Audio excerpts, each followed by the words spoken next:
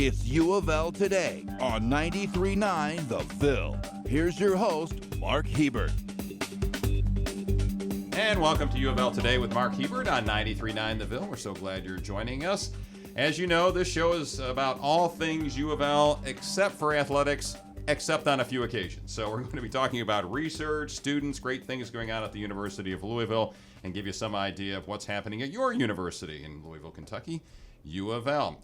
What have we got coming up on today's 30-minute show? Well, there's lots of bacteria in your gut. I don't know if you knew that or not, but you do now. A U of L researcher has found that gut bacteria isn't just impacting what's going on in your stomach, it's impacting your brain and maybe your memory. Dr. Rob Friedland will be here to talk about it. But first, U of L's College of Education and Human Development is not only turning out the most well-trained teachers in Kentucky, it's also training soldiers at Fort Knox, offering a sports administration degree, and a host of community engagement programs with JCPS.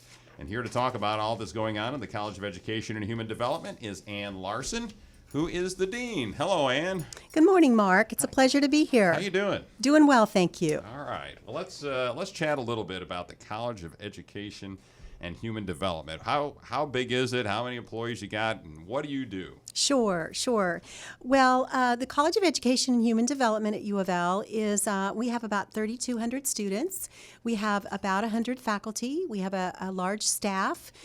We have over 100 programs in the college. Half of our college prepares teachers and principals and superintendents, and half of our college has programs in human development, human performance, organizational leadership, and learning. But I think the main thing folks think about, when they think of the College of Education, is what they normally call it, is training teachers, right? The teachers of tomorrow. So Absolutely. What is different about the way the University of Louisville is teaching teachers these days versus, say, 20 years ago or whenever you started in the field? Sure, great question.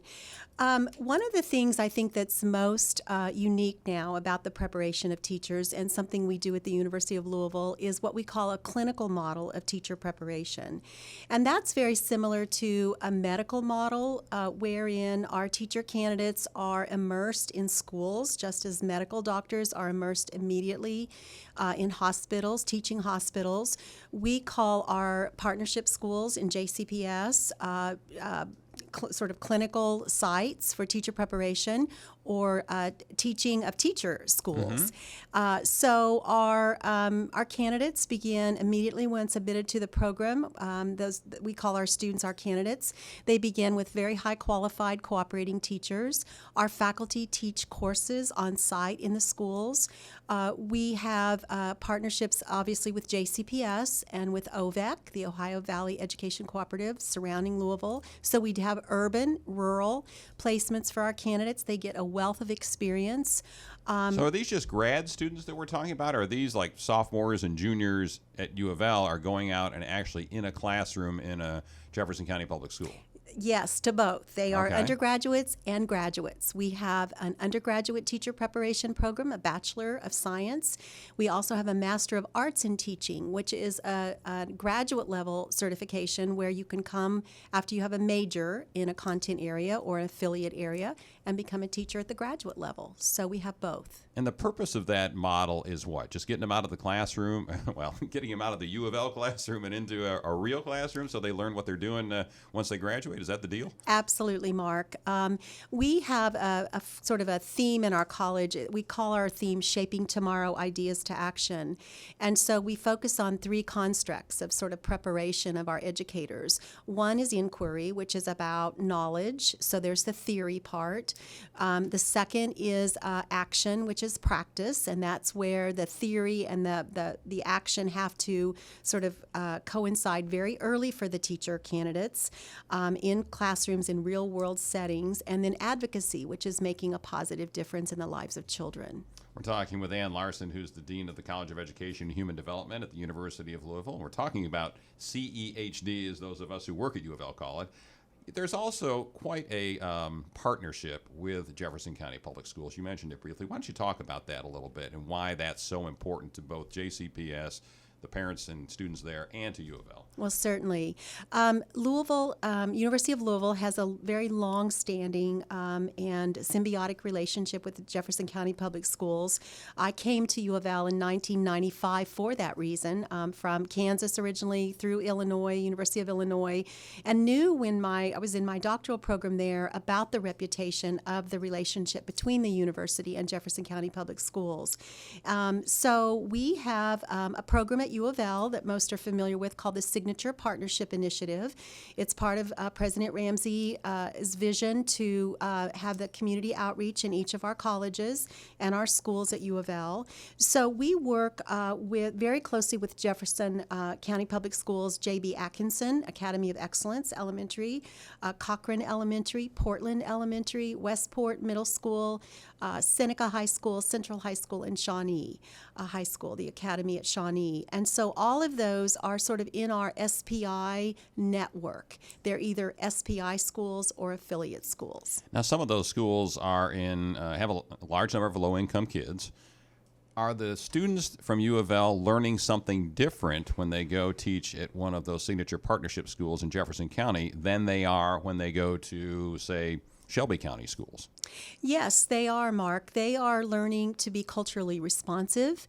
They are learning pedagogies and practices and skills that will help students, P-12 students, close achievement gaps. They are learning about teaching children and adolescents resiliency skills.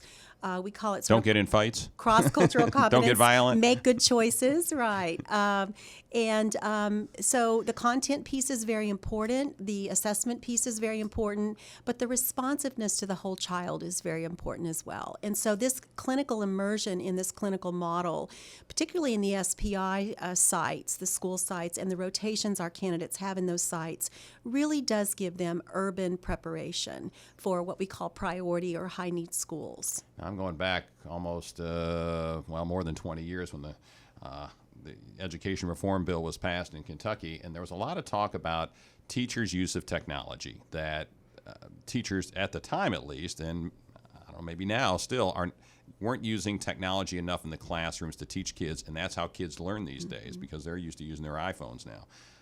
Has that gotten better over the years? And teaching teachers how to use technology in their classrooms to make kids learn or to help kids learn? Yes, it has, and it's essential to part of their knowledge skills development as emerging teachers. So again, we partner with teachers and with principals in the schools, so the candidates get technology instruction at U of L, but they really have to apply it and use it with kids to understand sort of that next level. And kids are so knowledgeable about using technology. More than their teachers, more than their and you teachers and I, I'm often, sure. Absolutely. So we have, for example, a partnership with Westport Middle School where a couple of our faculty, Dr. Penny Howell and Dr. Caroline Sheffield, have been using iPads with teacher candidates who then go out into classrooms with kids and use those iPads for instruction and then kind of come back together in the U of L classroom and reflect on, what have the kids taught them? Where are the gaps? What can we do to further their technology knowledge? And the social media influence is so new as well, and that is just such a part of instruction these days. Are the 23-year-old teachers of today better than the 23-year-old teachers of 10, 15 years ago? Better is an interesting qualifier. I would call them more classroom ready. When I learned to become a teacher, you sort of were assigned to a cooperating teacher who maybe said, here's my classroom, I'll be here, but if you need me, I'm down the hallway.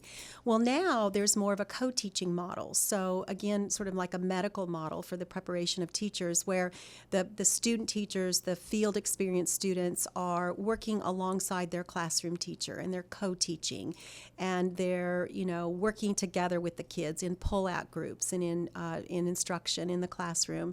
So I think that candidates today are more classroom ready. I think they've had a broader exposure, and that clinical immersion, I think, has made them much more sort of ready to take on that first year of teaching, which is very demanding. All right, and U of L doing a better job, I'm assuming, of hitting those marks. We are teachers. certainly trying. We believe so.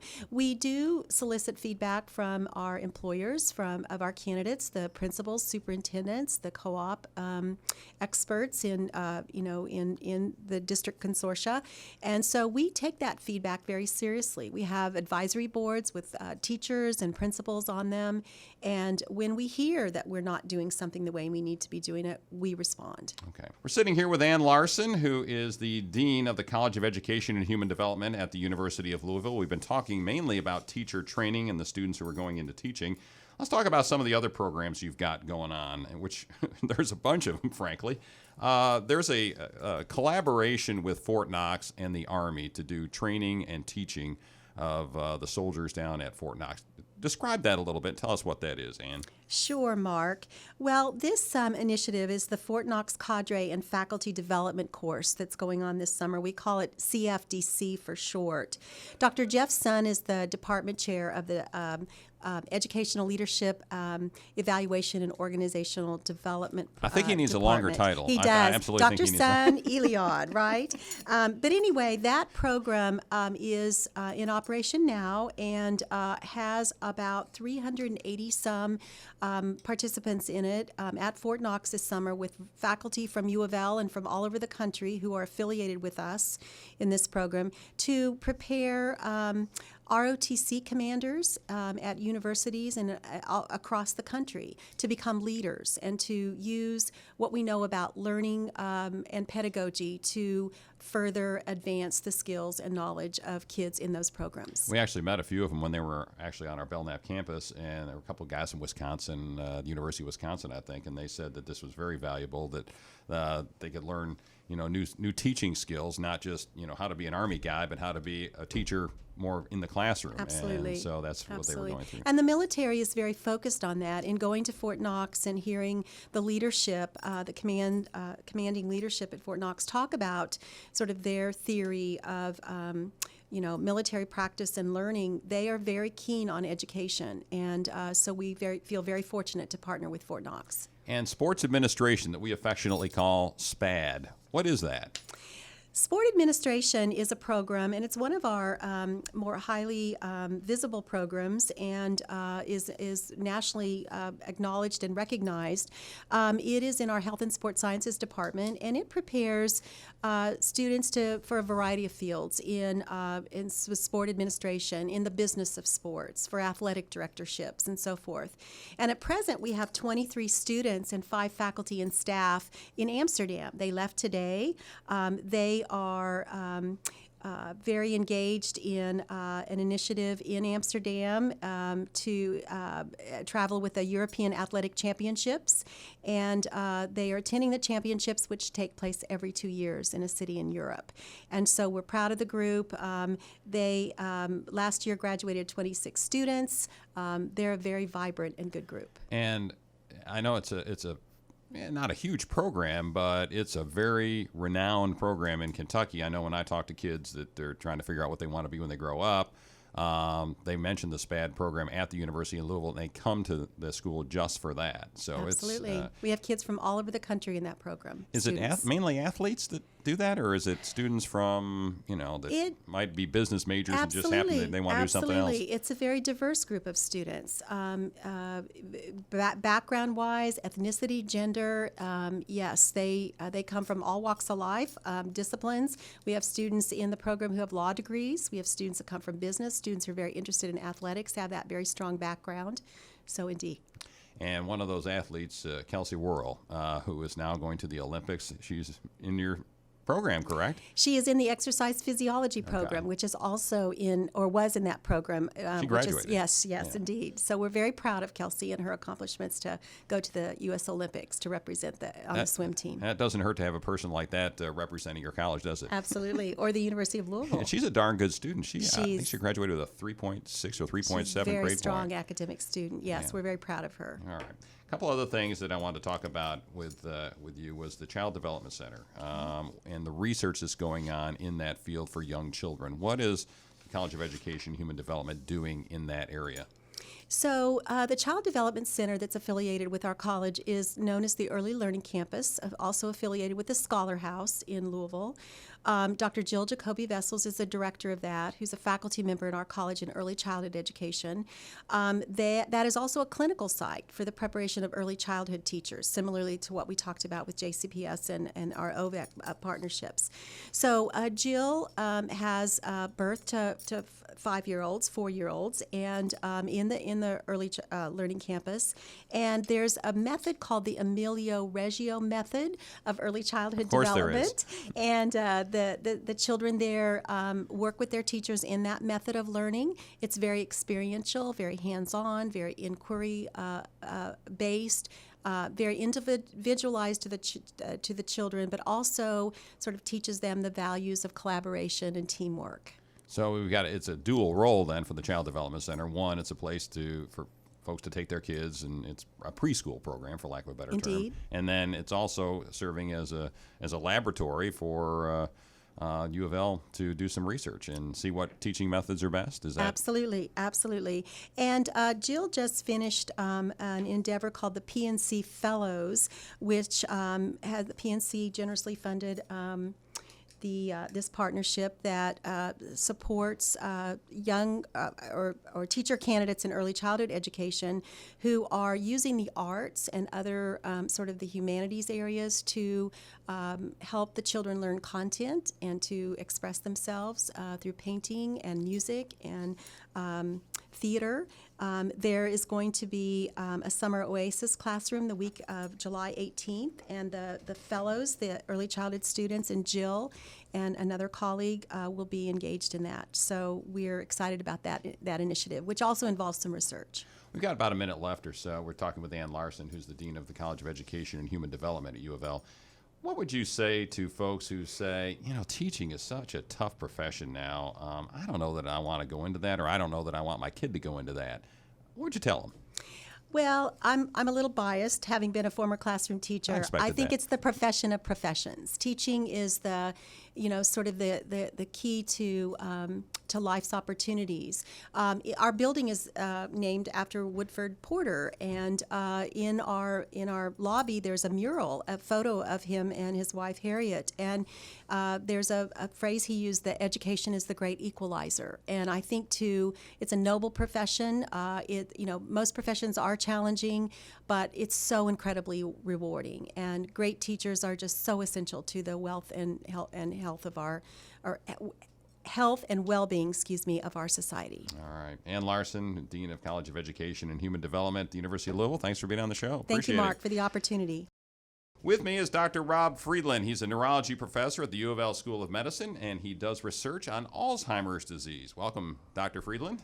Thank you, Mark. How you doing? Very good. All right. Alzheimer's, what is it? Explain it to me in your terms, just kind of in layman's terms. What is Alzheimer's disease? Alzheimer's disease is the most common cause of dementia in the United States. It's responsible for illnesses in about 5 to 6 million people.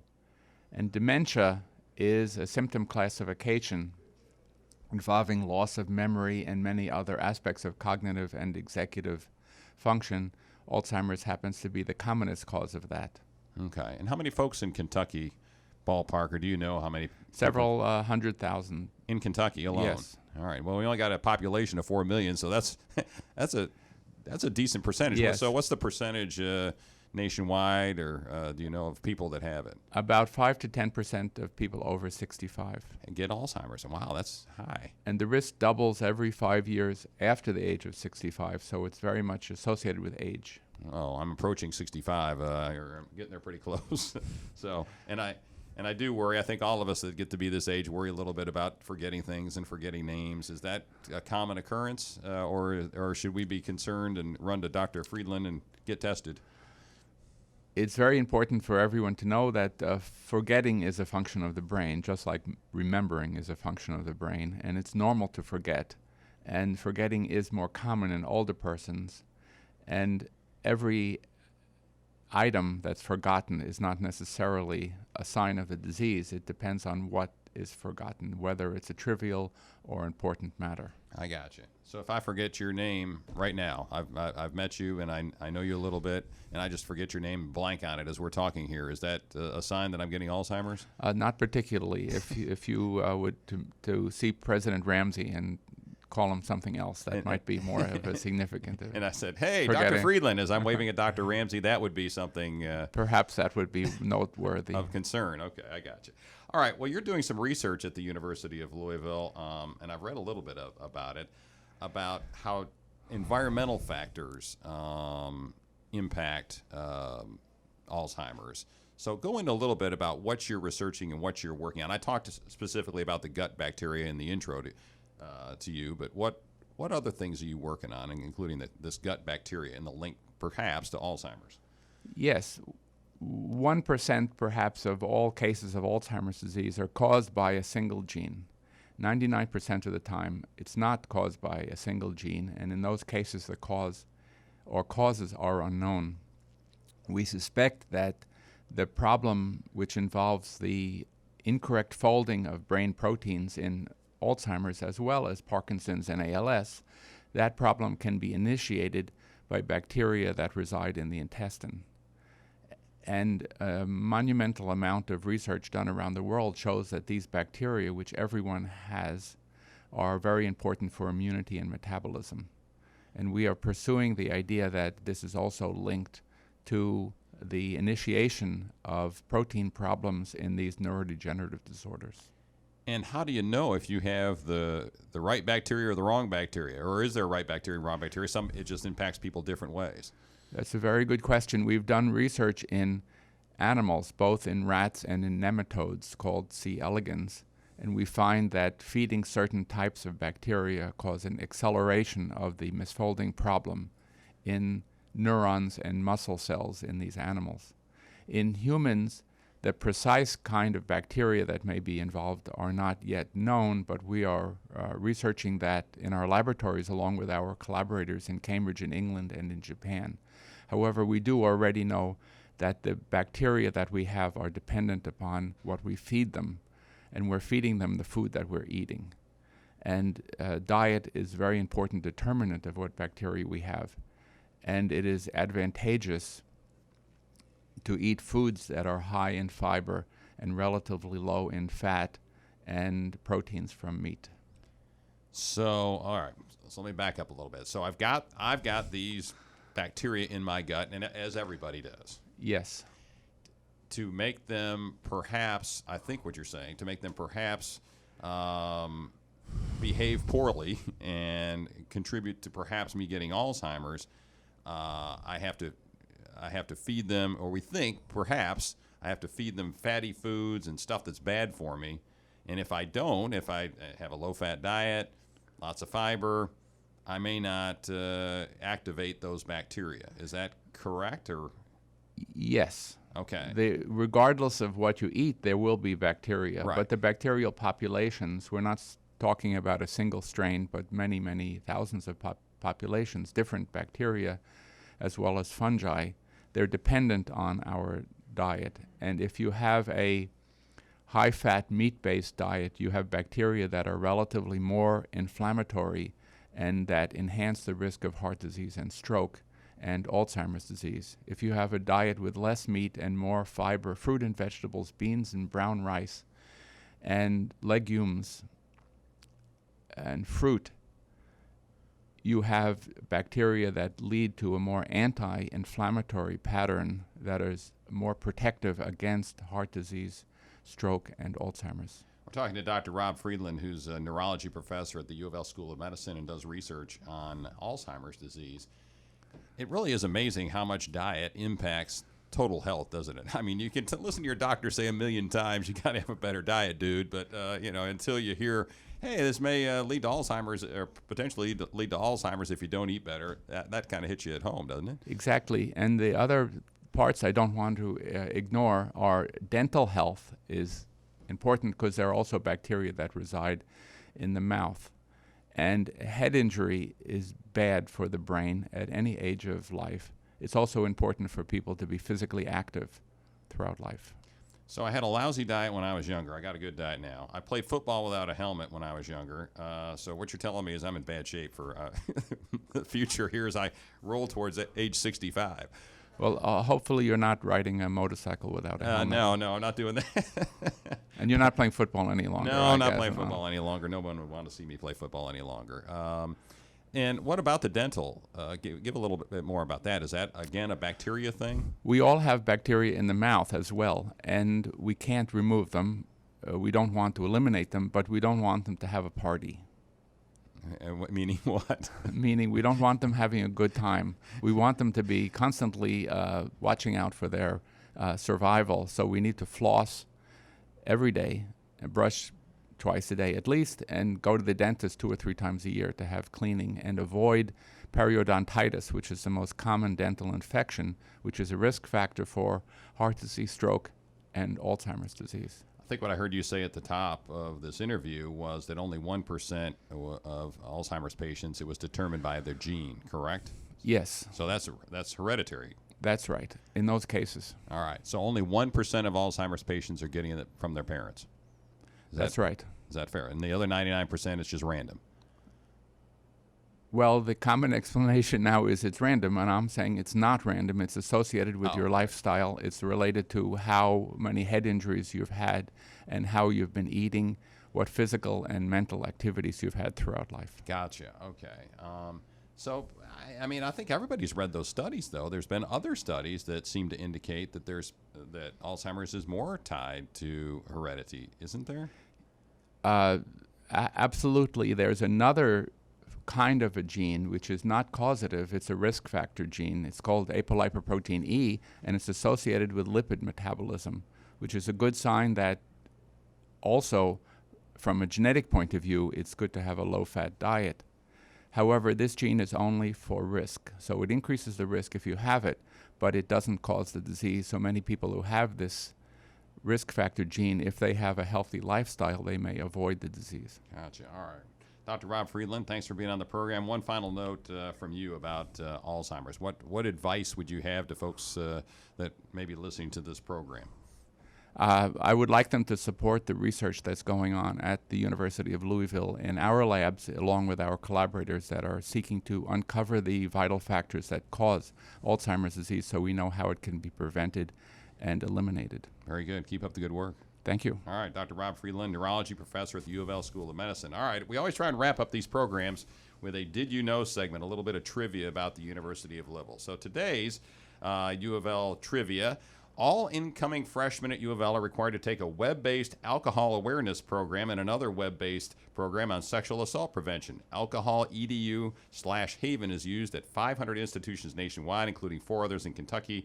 They are Murray State, Center, Bellarmine, and the University of Kentucky. So that'll pretty much wrap up the show for today. You can listen to these shows on soundcloud.com/EDU. You can watch them on Metro TV, which is the government access channel here in Louisville. That's 5 times a week. And on KET3 Thursdays at 5 o'clock. And if you see WHAS TV on Monday mornings around 9:30 or so, you can probably see me with another video story about something new in research, academics, or student life at the University of Louisville. That's on Great Day Live with Rachel Platt and Terry Miners. So again, thanks for joining us. Thanks for listening, and go Cards.